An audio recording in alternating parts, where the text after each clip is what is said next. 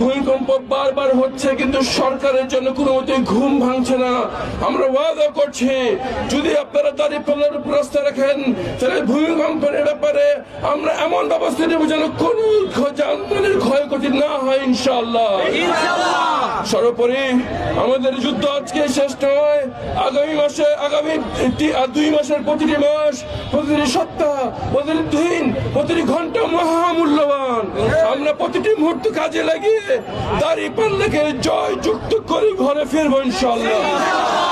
দাঁড়িপাল্লার বাংলাদেশ ইনশাআল্লাহ। হাজার মানুষ, লক্ষ মানুষ ধরে দিচ্ছে, ভয় পাই না দাপটে, জবাব দেব ব্যালটে ইনশাআল্লাহ।